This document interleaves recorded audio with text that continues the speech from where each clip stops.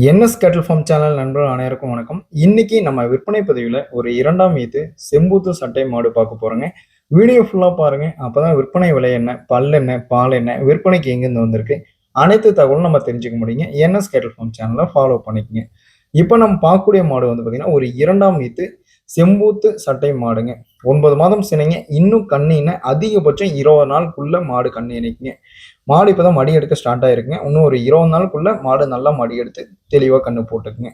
சுழி சுத்தங்க, நல்ல குணங்க. தண்ணிக்காகட்டும் தீனிக்காகட்டும் அதெல்லாம் எந்த பிரச்சனையும் இல்லைங்க. நல்ல கலர் பேட்ச்ல தெளிவா இருக்குதுங்க. பல்லு இப்பதாங்க கடைப்பல் முளைப்புங்க. ஈத்து 2வது ஈத்துங்க. வாங்கிட்டாலும் குறைஞ்சது இன்னொரு 7, 8 ஈத்துக்கு தாராளமா நம்ம வச்சுக்கலாங்க. நல்ல கலர் பேட்ச்ல வேணும், சுழி சுத்தத்துல வேணும்.